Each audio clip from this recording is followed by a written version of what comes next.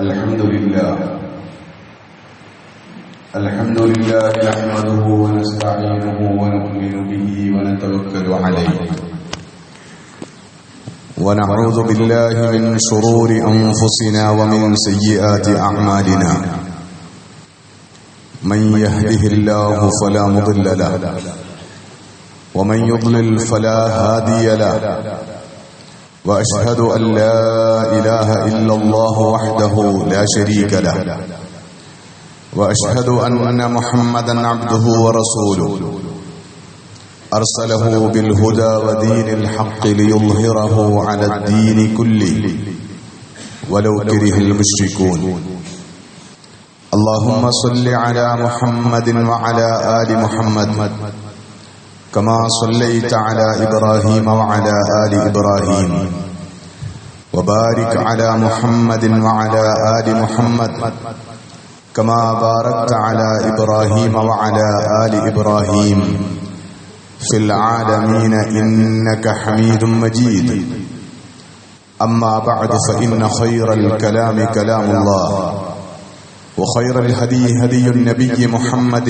صلى الله عليه وسلم وشر الأمور محدثاتها وكل محدثة بدعة وكل بدعة ضلالة وكل ضلالة في النار أعاذني الله وإياكم من النار ألا لا إيمان لمن لا أمانة له ولا دين لمن لا عهد له عباد الله أوصيكم وإياي أولا بتقوى الله أعوذ بالله من الشيطان الرجيم بسم الله الرحمن الرحيم يا أيها الذين آمنوا اتقوا الله حق تقاته ولا تموتن إلا وأنتم مسلمون يا أيها الناس اتقوا ربكم الذي خلقكم من نفس واحدة وخلق منها زوجها وبث منهما رجالا كثيرا ونساء واتقوا الله الذي تساءلون به والأرحام إن الله كان عليكم رقيبا يا أيها الذين آمنوا اتقوا الله ولتنظر نفس ما قدمت لغد واتقوا الله إن الله خبير بما تعملون ബഹുമാന്യരായ സത്യവിശ്വാസികളായ സഹോദരന്മാരെ സഹോദരിമാരെ, പ്രപഞ്ചനാഥനായ അല്ലാഹുവിന്റെ വിധിവിലക്കുകൾ ജീവിതത്തിലുടനീളം പരമാവധി പാലിച്ച് ജീവിക്കുന്നതിലൂടെ മാത്രമാണ് മനുഷ്യർക്ക് അവരുടെ ദുനിയാവിലെ ജീവിതത്തിൽ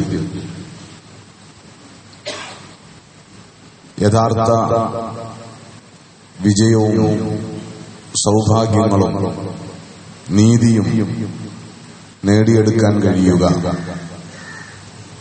എന്ന് മനസ്സിലാക്കി അല്ലാഹുവിനെ അനുസരിച്ചും അവന് വിധേയപ്പെട്ടും അവന് ജീവിതം സമർപ്പിച്ചും തഖ്വയോടെ ജീവിക്കണമെന്ന് ആദ്യമായി വസിയ്യത്ത് ചെയ്യുകയാണ്, ഉപദേശിക്കുകയാണ്. കാരുണ്യവാനായ നാഥൻ ജീവിതത്തിൽ തഖ്വ പുലർത്താനും അതുവഴി അവൻ വാഗ്ദാനം ചെയ്തിട്ടുള്ള എല്ലാ അനുഗ്രഹങ്ങളും ദുനിയാവിലെ ജീവിതത്തിൽ അനുഭവിക്കാനും ആസ്വദിക്കാനും പരലോകത്ത് സ്വർഗം പ്രതിഫലമായി ഏറ്റുവാങ്ങാനും നമ്മെയും നമ്മുടെ മാതാപിതാക്കളെയും ഭാര്യാസന്താനങ്ങളെയും ഗുരുനാഥന്മാരെയും നമുക്ക് പ്രിയപ്പെട്ട എല്ലാവരെയും പ്രത്യേകമായി തുണക്കുകയും അനുഗ്രഹിക്കുകയും ചെയ്യുമാറാകട്ടെ. ജീവിതത്തിന്റെ വിവിധങ്ങളായ ആവശ്യങ്ങൾ മുൻനിർത്തി കാരുണ്യവാനായ നാഥനോട് നമ്മൾ നടത്തിക്കൊണ്ടിരിക്കുന്ന പ്രാർത്ഥനകളൊക്കെയും അല്ലാഹു ഖബൂൽ ചെയ്ത് അനുഗ്രഹിക്കുമാറാകട്ടെ. സമകാലിക സാഹചര്യങ്ങളുടെ പശ്ചാത്തലത്തിൽ ചില പ്രധാനപ്പെട്ട കാര്യങ്ങൾ ശ്രദ്ധയിൽപ്പെടുത്തണമെന്നാണ് ഇന്നത്തെ ഖുതുബയിൽ ഉദ്ദേശിച്ചിട്ടുള്ളത്. നമ്മുടെ നാട്ടിലെ ഏറ്റവും പ്രധാനപ്പെട്ട ചർച്ചകൾ ഇന്ന് ഒരു കൊലപാതകത്തെക്കുറിച്ചാണ്. മാധ്യമങ്ങൾ ഇപ്പോൾ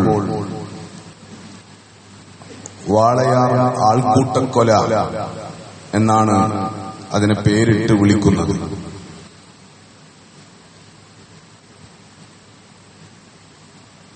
ഛത്തീസ്ഗഡിൽ നിന്ന് മറ്റനേകം അന്യസംസ്ഥാന തൊഴിലാളികളെപ്പോലെ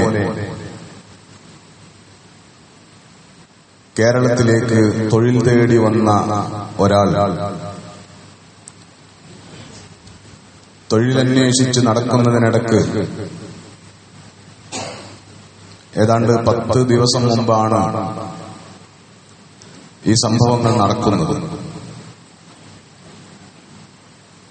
തൊഴിലന്വേഷിച്ച് നടക്കുന്നതിനിടക്ക് മോഷണം നടത്താനിറങ്ങിയതാണ് എന്നാരോപിച്ച് കുറെ ആളുകൾ പിടികൂടുകയും വളരെ ക്രൂരമായി തല്ലിച്ചതച്ചവശനാക്കുകയും 4 മണിക്കൂർ നേരം കുറെ ആളുകൾ ചേർന്ന് ആ പാവം മനുഷ്യനെ ആക്രമിച്ചുവെന്നാണ് റിപ്പോർട്ടുകളിൽ വന്നിട്ടുള്ളത്. അങ്ങനെ തല്ലിച്ചതച്ചവശനാക്കി ചോര തുപ്പി നിലത്ത് വീണതിനു ശേഷവും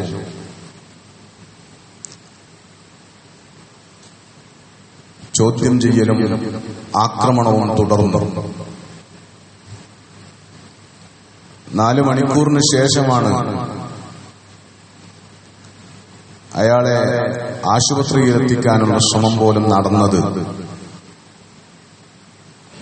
ആശുപത്രിയിലേക്കുള്ള വഴിമധ്യേ അയാൾ ജീവൻ വെടിയുകയുമാണ് ചെയ്തത്. കേരളത്തിലുണ്ടായ ആദ്യത്തെ ആൾക്കൂട്ടക്കൊല എന്നാണ് മാധ്യമങ്ങൾ അതിനെ വിശേഷിപ്പിച്ചുകൊണ്ടിരിക്കുന്നത്. അയാൾ കൊല ചെയ്യപ്പെട്ടതിന്റെ അവസാന അന്ത്യനിമിഷങ്ങൾ, ആക്രമിക്കപ്പെട്ടതിന്റെ അവസാന നിമിഷങ്ങൾ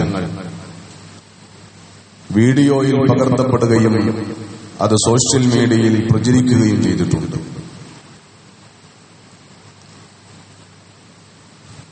ഏറ്റവും ഒടുവിൽ വന്ന വാർത്തയനുസരിച്ച് വാളയാർ ആൾക്കൂട്ടക്കൊല എന്നതിന് പകരം വാളയാർ സംഘ് പരിവാർ കൊല എന്ന് പേരിട്ട് വിളിക്കണം അതിനെ. അങ്ങനെ തന്നെ കേരളീയ സമൂഹം, ഭരണകൂടവും പൊതുജനങ്ങളും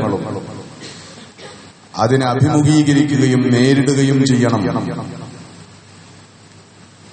എന്ന് പറയേണ്ടുന്ന സാഹചര്യമാണുള്ളത്.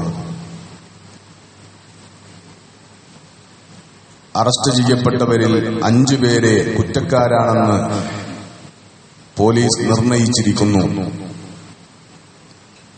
അതിൽ 4 പേർ RSS പ്രവർത്തകരാണ് എന്നതും സ്ഥിരീകരിക്കപ്പെട്ടിരിക്കുന്നു. സ്ത്രീകളടക്കം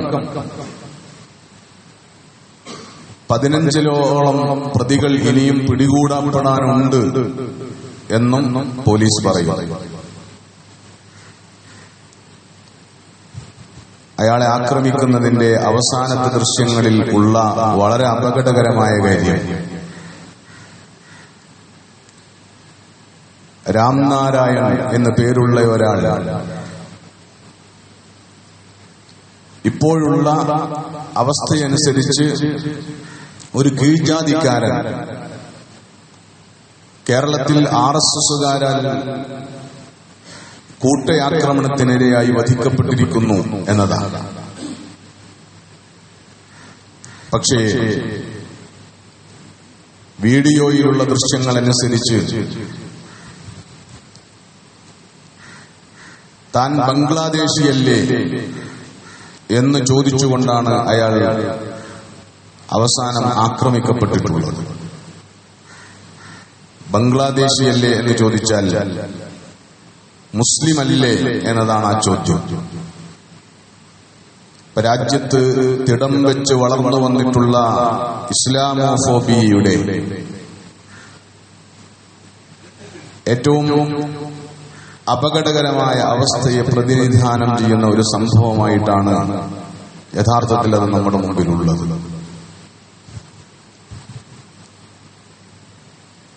ഒരു കീഴ്ജാതിക്കാരൻ RSSനാൽ കൊല ചെയ്യപ്പെട്ടിരിക്കുന്നു എന്നൊരവസ്ഥയിലും അത് നമ്മുടെ മുമ്പിലുണ്ട്. അങ്ങനെ ഒരു കൊലപാതകം നടന്നതിന് ശേഷം പോലും നമ്മുടെ നാടും പോലീസും ഭരണകൂടവും ഒക്കെ അതിനെ എങ്ങനെയാണ് കൈകാര്യം ചെയ്തത് എന്നത് അതിനേക്കാൾ അപകടകരമായ ധാരാളം ചോദ്യങ്ങൾ ഉയർത്തുന്ന സാഹചര്യമാണ്. യഥാർത്ഥത്തിൽ അങ്ങനെ ഒരു കൊലപാതകം നടന്നാൽ കേരളത്തിലുള്ള സകല രാഷ്ട്രീയ സാമൂഹിക മതസംഘടനകളുടെയും ആഹ്വാനത്തെ തുടർന്ന് കേരളം മുഴുവൻ വാളയാറിലേക്ക് ഒഴുകേണ്ടതായിരുന്നു, അല്ലെങ്കിൽ ഭരണസിരാകേന്ദ്രമായ തിരുവനന്തപുരത്തേക്ക് ഒഴുകിയെത്തേണ്ടതായിരുന്നു. എന്നിട്ട് ഒരു ന്യായവുമില്ലാത്ത ആ കടുത്ത അനീതിയെ ചോദ്യം ചെയ്യേണ്ടതായിരുന്നു. അങ്ങനെ ഒന്നും കേരളത്തിൽ സംഭവിച്ചില്ല എന്നത് നമ്മുടെ സാമൂഹ്യ ബോധവും നമ്മുടെ രാഷ്ട്രീയ ബോധവും എത്ര ജീർണതയിലും അധപ്പതനത്തിലുമാണ് എത്തിപ്പെട്ടിരിക്കുന്നത് എന്നതിന്റെ സൂചന കൂടിയാണ്. വലിയ ഹാലളക്കങ്ങളൊന്നും വലിയ പ്രക്ഷോഭങ്ങളൊന്നും ഉണ്ടായില്ല. വളരെ പരിമിതമായ ഏതാനും ചെറിയ സ്വഭാവത്തിലുള്ള സാമൂഹിക സംഘങ്ങളുടെ, രാഷ്ട്രീയ സംഘങ്ങളുടെ, പരിസ്ഥിതി പ്രവർത്തകരുടെ, സാംസ്കാരിക പ്രവർത്തകരുടെ മാത്രം ശ്രമഫലമായിട്ടാണ് വളരെ അന്യായമായി കൈകാര്യം ചെയ്യപ്പെടുമായിരുന്ന ഒരു സാഹചര്യം ഒഴിവായത്. അവരുണ്ടാക്കിയ സമ്മർദ്ദത്തെ തുടർന്നാണ് അന്യായമായി കൊല ചെയ്യപ്പെട്ട ഒരു മനുഷ്യന്റെ കുടുംബത്തിന് സാമാന്യമായ നീതി പോലും ലഭിച്ചത് എന്നത് വളരെ അപകടകരമായ സാഹചര്യമാണ്. ഏറ്റവും ഒടുവിൽ നഷ്ടപരിഹാരം വിധിക്കപ്പെടുകയും കേസെടുക്കപ്പെടുകയും ഒക്കെ ചെയ്തിട്ടുണ്ട്. പക്ഷെ ആദ്യഘട്ടങ്ങളിലുണ്ടായ സാഹചര്യം വളരെ പരിമിതമാണ്, അല്ലെങ്കിൽ വളരെ സങ്കടകരമാണ്. ഒരാളും തിരിഞ്ഞു നോക്കാനുണ്ടായില്ല. ഔദ്യോഗികമായി ആരും അങ്ങോട്ട് തിരിഞ്ഞു നോക്കുകയോ അതിനെ ഒരു പ്രധാനപ്പെട്ട കേസായി ഉയർത്തുകയോ ചെയ്തില്ല എന്നതാണ്. ആ വാർത്തക്കിടയിൽ നമുക്കിടയിലേക്ക് വാർത്താമാധ്യമങ്ങൾ റിപ്പോർട്ട് ചെയ്തിട്ടുള്ള ഒരു പ്രധാനപ്പെട്ട കാര്യം, അവിടെ ആദ്യം ഓടിയെത്തുകയും അവിടെ ആ മൃതദേഹത്തിന്റെ കാവൽ നിൽക്കുകയും ചെയ്തത് ഒരു അബ്ദുൽ ജബ്ബാർ. അബ്ദുൽ ജബ്ബാർ ആരാന്ന് ചോദിച്ചാൽ, കുറച്ചു മുമ്പ് മംഗലാപുരത്ത് ആൾക്കൂട്ട കൊലക്കിരയായ നമ്മുടെ ജില്ലക്കാരനായ അഷ്റഫിന്റെ സഹോദരനാണ്. ജബ്ബാർ അവിടെ ഓടിയെത്തി ആ മോർച്ചറിയിൽ ആ മൃതദേഹത്തിന്റെ കാവൽ നിന്നതിന്റെ പിന്നിലെ വികാരം ജബ്ബാർ വെളിപ്പെടുത്തിയിട്ടുള്ളത്, എന്റെ അനുജൻ ഒരന്യനാട്ടിൽ ഇങ്ങനെ ക്രൂരതക്കിരയായതിനു ശേഷം ഒരാളും തിരിഞ്ഞു നോക്കാനില്ലാതെ മംഗലാപുരത്ത് മോർച്ചറിയിൽ കിടക്കേണ്ടി വന്നിട്ടുണ്ട് എന്നതാണ്. തനിക്കുണ്ടായ നേരനുഭവത്തിൽ നിന്നാണ് ജബ്ബാറിൽ ആ ഒരു ജാഗ്രതയും ആ ഒരു ശ്രദ്ധയും ഉണ്ടായത് എന്നർത്ഥം. ജബ്ബാർ മുൻകൈയെടുത്തിട്ടാണ് പലരുടെയും ശ്രദ്ധയിലേക്ക് അത് വരികയും അങ്ങനെ പരിമിതരായ സാമൂഹിക പ്രവർത്തകരും രാഷ്ട്രീയ പ്രവർത്തകരും ഒക്കെ ആ വിഷയത്തെ ഏറ്റെടുക്കുകയും ചെയ്തത് എന്നതാണ് നമ്മുടെ മുമ്പിലുള്ള വിവരം. എനിക്ക് കൊണ്ടാലേ ഞാൻ അനങ്ങുകയുള്ളൂ എന്ന സ്വഭാവത്തിൽ മരവിച്ചുപോയ സാമൂഹിക ബോധവും രാഷ്ട്രീയ ബോധവുമാണ് നമുക്കുള്ളത് എന്നത് അപകടകരമായ കാര്യമാണ്. എന്നെ തൊട്ടാൽ മാത്രമേ, എന്നെ ബാധിച്ചാൽ മാത്രമേ. പക്ഷേ അങ്ങനെ സ്വന്തത്തെ ഇത് ബാധിക്കുമ്പോൾ ഒന്ന് പെടയാൻ പോലും, ഒന്ന് നാവനക്കാൻ പോലും നമുക്ക് പ്രാപ്തിയും ത്രാണിയും ഉണ്ടാവുകയില്ല എന്നത് വളരെ പ്രധാനപ്പെട്ട കാര്യമാണ്. സംഭവിച്ചത് വളരെ ഗുരുതരമാണ്. സംഭവിച്ചത് സംഭവിച്ചു കഴിഞ്ഞു എന്ന് പറയാവുന്ന സാഹചര്യമല്ല ഉള്ളത്. സംഭവിച്ചതിനെ തന്നെ തിരുത്താൻ കഴിയണം. മരിച്ച ഒരു മനുഷ്യനെ തിരിച്ചു കൊണ്ടുവരാൻ കഴിയില്ലെങ്കിലും അയാൾക്ക് ഇനിയും ലഭിക്കേണ്ടുന്ന നീതിക്ക് വേണ്ടി നിലകൊള്ളാൻ കേരളീയ സമൂഹത്തിനാകുന്നില്ലെങ്കിൽ അത് നമ്മെ തന്നെ കൊലക്കു കൊടുക്കുന്നതിന് തുല്യമായ സാഹചര്യമാണ് സൃഷ്ടിക്കുക എന്ന് നമുക്ക് ബോധം വേണം. പലരും അങ്ങനെയുള്ള കാര്യങ്ങൾ നേരനുഭവങ്ങളിലൂടെ തിരിച്ചറിയാൻ തുടങ്ങിയിട്ടുണ്ട്. ആൾക്കൂട്ട കൊലയുമായി ബന്ധപ്പെട്ട കാര്യങ്ങളിൽ നിന്ന് നമ്മൾ ഉൾക്കൊള്ളേണ്ടുന്ന രാഷ്ട്രീയ ബോധവും നമ്മൾ ഉൾക്കൊള്ളേണ്ടുന്ന സാമൂഹിക ബോധവും നമ്മുടെ ബാധ്യതകളും നമ്മൾ നിർവഹിക്കുക എന്ന് മാത്രം അതുമായി ബന്ധപ്പെട്ട് സൂചിപ്പിക്കുകയാണ്. സമകാലിക സംഭവവികാസങ്ങളിൽ, ഇന്ത്യയിൽ അരങ്ങേറിക്കൊണ്ടിരിക്കുന്ന സംഭവവികാസങ്ങളിൽ മറ്റൊരു പ്രധാനപ്പെട്ട കാര്യം ക്രിസ്മസ് ആഘോഷങ്ങളുമായി ബന്ധപ്പെട്ട് നടന്നിട്ടുള്ള കാര്യങ്ങളാണ്. ഇന്ത്യയിൽ സാമാന്യം വ്യാപകമായിട്ട് തന്നെ ക്രിസ്മസ് ആഘോഷങ്ങൾക്കെതിരെ സംഘപരിവാർ ആക്രമണങ്ങൾ ഉണ്ടായിരിക്കുന്നു എന്നതാണ് ഇന്നലത്തെ ഒരു ക്രിസ്മസ് ഡേ കഴിഞ്ഞ് ഇന്ന് നമ്മുടെ മുമ്പിലേക്ക് വരുന്ന വാർത്തകൾ. അപ്പോഴുണ്ടായിട്ടുള്ള ഒരു പ്രധാനപ്പെട്ട കാര്യം എന്താണ് എന്ന് ചോദിച്ചാൽ, നമ്മള് അതില് നമുക്ക് നേരെ ആക്രമണം ഉണ്ടായപ്പോൾ, അനങ്ങാത്തവർക്കെതിരെ ആക്രമണം ഉണ്ടാകുമ്പോൾ അതിൽ സന്തോഷിക്കാൻ മാത്രം ഏത് ഇരയുടെയും അപകടത്തിന് ചൊല്ലി അതിൽ സന്തോഷം കണ്ടെത്തുന്ന അധമ മനസ്സ് നമുക്കുണ്ടാകാതിരിക്കാൻ, അങ്ങനെയുള്ള സാമൂഹിക ബോധം, വർഗീയ ബോധം നമ്മളിൽ ഉണ്ടാകാതിരിക്കാൻ നമ്മൾ ശ്രദ്ധിക്കണം എന്ന് സാന്ദർഭികമായി സൂചിപ്പിക്കുകയാണ്. പക്ഷെ അത് ചില തിരിച്ചറിവുകൾ ഉണ്ടാക്കിയിരിക്കുന്നു. കേരളത്തിൽ ഏറ്റവും ശക്തമായി വർഗീയത തുപ്പിയിരുന്ന ഒരു ക്രിസ്ത്യൻ നേതാവ്, അയാൾ ഇന്ന് ഏങ്ങിക്കരയുന്നു മാധ്യമങ്ങളുടെ മുമ്പിൽ. നിങ്ങൾക്ക് നേരെയും മുസ്ലിങ്ങൾക്ക് നേരെ നടന്നുകൊണ്ടിരിക്കുന്ന ആക്രമണങ്ങൾ, വംശീയ ഉന്മൂലന ശ്രമങ്ങൾ, ഇതൊക്കെയും മുസ്ലിങ്ങൾ കഴിഞ്ഞാൽ, അല്ലെങ്കിൽ മുസ്ലിങ്ങൾ കഴിഞ്ഞാൽ പിന്നീട് അടുത്തതായി നിങ്ങളിലേക്ക് വരുമെന്ന് പറഞ്ഞപ്പോൾ അത് ഉൾക്കൊള്ളാൻ കഴിയാത്തതിലുള്ള പശ്ചാത്താപം അദ്ദേഹം ഇന്ന് ചാനലുകളുടെ മുമ്പിൽ പ്രകടിപ്പിക്കുന്നു.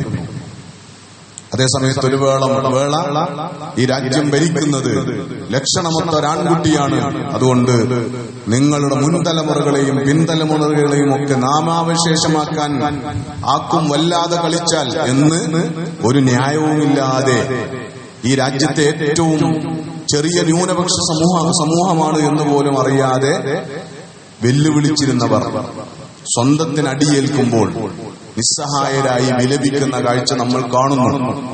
ആ നിസ്സഹായ അവസ്ഥയിൽ നമ്മൾ അവരുടെ കൂടെ നിൽക്കുന്നു.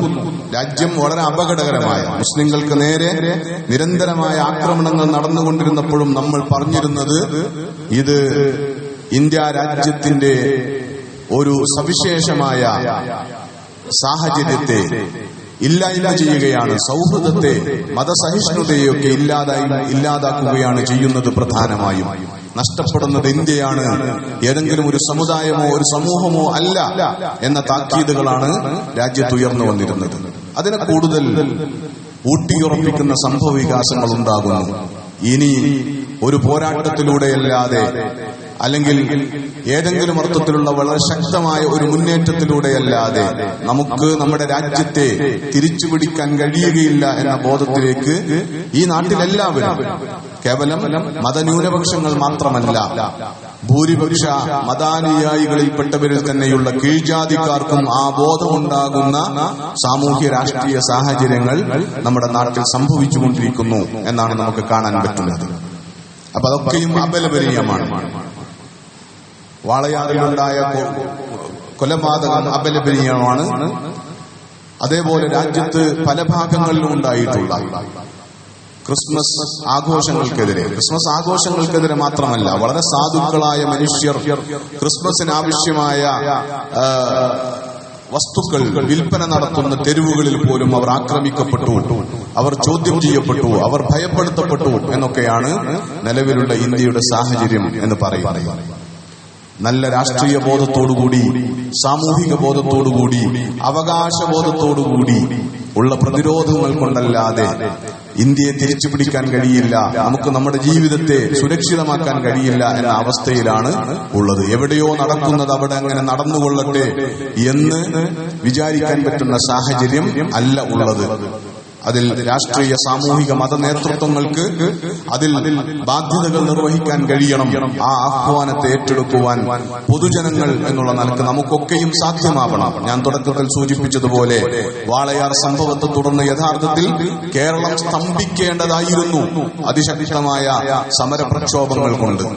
ഏതെങ്കിലും ഒരു രാഷ്ട്രീയ പാർട്ടിയുടെയോ ഒരു മുന്നണിയുടെയോ ആഹ്വാന പ്രകാരമല്ലാതെ തന്നെ ആർക്കും അംഗീകരിക്കാൻ പറ്റാത്ത ഒരു വലിയ സംഭവ വികാസം, വലിയ അപകടം എന്നുള്ള നിലക്ക് സംഘപരിവാറല്ലാത്ത കേരളത്തിലെ മുഴുവൻ ജനങ്ങളും അണിനിരന്നുകൊണ്ടുള്ള പൊതുസമൂഹത്തിന്റെ സജീവ പങ്കാളിത്തത്തോടുകൂടി കേരളം സ്തംഭിക്കുന്ന പ്രക്ഷോഭ പരിപാടികൾ നടക്കേണ്ടുന്ന ഒരു അപകടമാണ് യഥാർത്ഥത്തിൽ സംഭവിച്ചിട്ടുള്ളത്. പക്ഷെ അങ്ങനെയൊന്നും ഉണ്ടായില്ല എന്നത് വളരെ അപകടകരമായി പുനരാലോചന നടത്താൻ നമ്മെ പ്രേരിപ്പിക്കുന്ന വിധത്തിൽ ആ സംഭവങ്ങളെ നമ്മൾ നോക്കിക്കാണണം എന്നതാണ്. ഒന്ന് രണ്ട് കാര്യങ്ങൾ കൂടി സൂചിപ്പിച്ചുകൊണ്ട് അവസാനിപ്പിക്കാൻ, അത് ഇതിൽ നിന്ന് വ്യത്യസ്തമാണ്. ഒരു ക്രിസ്മസ് ആഘോഷം ഇന്നലെ കഴിഞ്ഞു.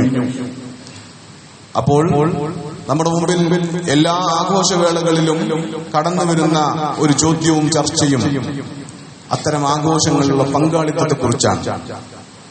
ക്രിസ്മസ് ആഘോഷം എന്ന് പറയുന്നത് തീർത്തും മതപരമായ, ക്രിസ്തു മതാനുയായികൾക്കിടയിൽ തന്നെ അഭിപ്രായ വ്യത്യാസമുള്ള, തീർത്തും മതപരമായ മാത്രം മാനങ്ങളുള്ള ഒരാഘോഷമാണ് എന്ന കാര്യത്തിൽ ഒരു സംശയവുമില്ല.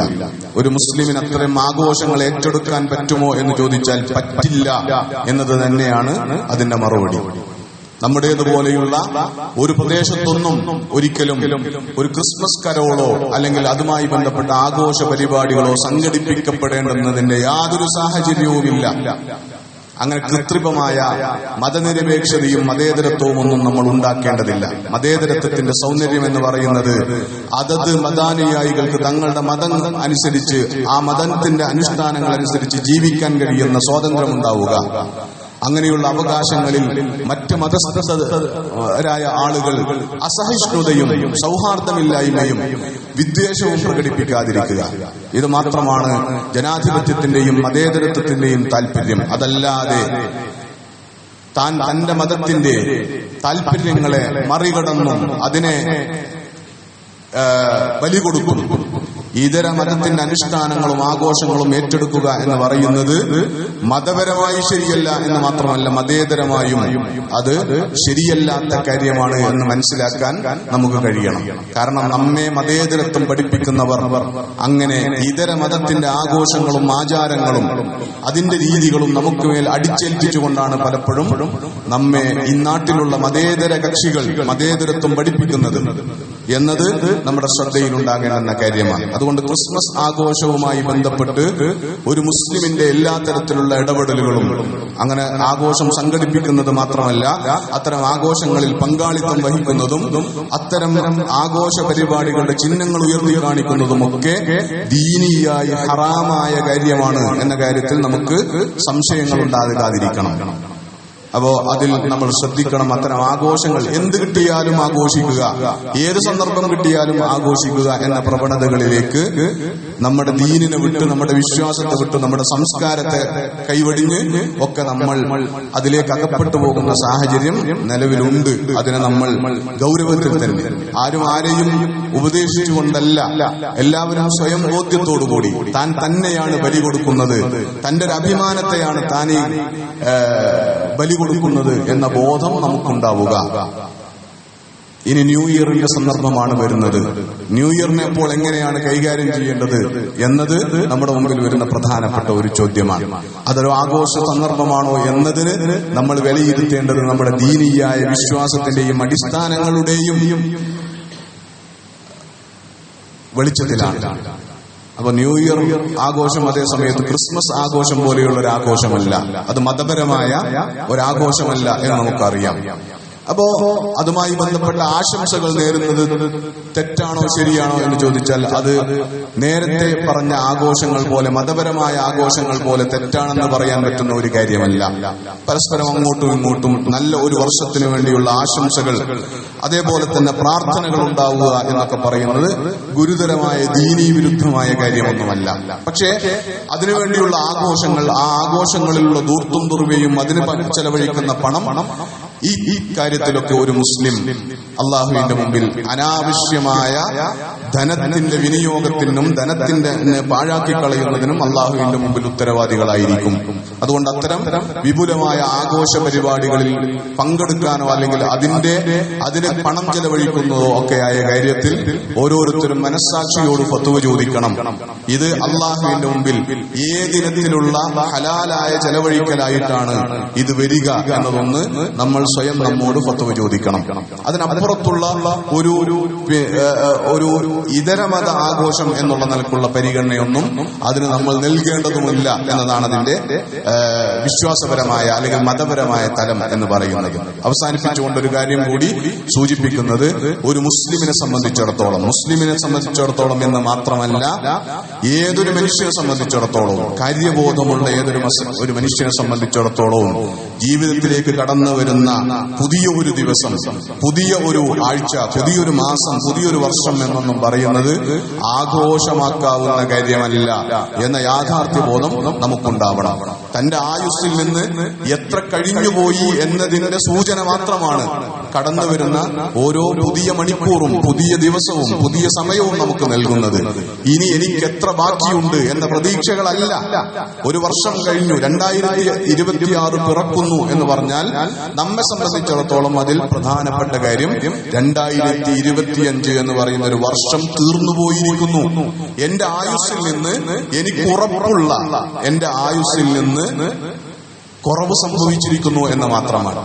എന്റെ 2026 പിറക്കുന്നു എന്ന് പറഞ്ഞാൽ ഒരിക്കലും എന്റെ ആയുസ്സിലേക്ക് ഒരു പുതിയ വർഷം കൂടി കിട്ടിയിരിക്കുന്നു എന്നർത്ഥമില്ല അതിന്. ഇതാണ് ജീവിതത്തിന്റെ ഒരു യാഥാർത്ഥ്യം എന്ന് പറയുന്നത്.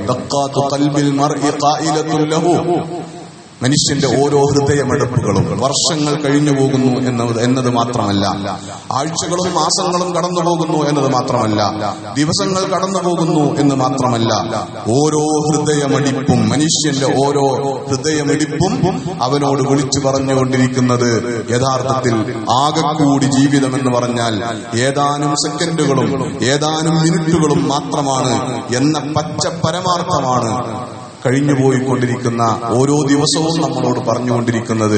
വരാനിരിക്കുന്ന ഓരോ ദിവസവും നമ്മളോട് പറഞ്ഞുകൊണ്ടിരിക്കുന്നത് ഇത് മാത്രമാണ്. ഞാനിതാ ഒരു പുതിയ ദിവസം കൂടി നിന്റെ ജീവിതത്തിലേക്ക് കടന്നു വന്നിരിക്കുന്നു. ഇത് മുഴുവനാകുമെന്ന്, ഈ ദിവസം മുഴുവൻ അനുഭവിക്കാൻ നീ ഉണ്ടാകുമെന്ന് ഒരുറപ്പും ഒരു ഗ്യാരണ്ടിയുമില്ല. അതുകൊണ്ട് കിട്ടിയ ഈ ദിവസത്തിലെ കിട്ടിയ സമയത്തെ നിന്റെ ജീവിതത്തിന് വേണ്ടി പ്രയോജനപ്പെടുത്തുക എന്നതല്ലാത്ത ഒരു പാഠവും ആഘോഷമാക്കാവുന്ന ഒരു സാഹചര്യവും കടന്നുവരുന്ന ഒരു പുതുവർഷത്തിനും ഇല്ല എന്ന യാഥാർത്ഥ്യം കൂടി നമ്മുടെ വിശ്വാസപരമായ അടിത്തറകളുടെ വെളിച്ചത്തിൽ നമുക്ക് മനസ്സിലാക്കേണ്ടതുണ്ട്. അല്ലാഹു സുബ്ഹാനഹു വ തആല നമ്മുടെ ആയുസ്സിൽ നിന്ന് കഴിഞ്ഞുപോയ കാലങ്ങളിൽ നമ്മളിൽ നിന്ന് സംഭവിച്ചു പോയിട്ടുള്ള വീഴ്ചകൾ നമുക്ക് വിട്ടുപുറത്തു മാപ്പാക്കി തരുമാറാകട്ടെ. റബ്ബ് സുബ്ഹാനഹു വ തആല ആ ജീവിതത്തിൽ നമുക്ക് അനുഷ്ഠിക്കാൻ സാധ്യമായിട്ടുള്ള സൽക്കർമ്മങ്ങളൊക്കെയും അല്ലാഹു നമ്മളിൽ നിന്ന് ഖബൂൽ ചെയ്ത് അനുഗ്രഹിക്കുമാറാകട്ടെ. ചെയ്യുമാറാകട്ടെ. വരാനിരിക്കുന്ന ആയുസ് എത്രയെന്ന് നമുക്കറിയില്ല. അള്ളാഹു നമുക്കെല്ലാവർക്കും ദീർഘായുസ്സോടുകൂടിയുള്ള ആഫിയത്ത് പ്രദാനം ചെയ്ത് അനുഗ്രഹിക്കുമാറാകട്ടെ. ربنا آتنا في الدنيا حسنة وفي الآخرة حسنة وقنا عذاب النار. وأقول قولي هذا وأستغفر الله لي ولكم فاستغفروه إنه هو الغفور الرحيم.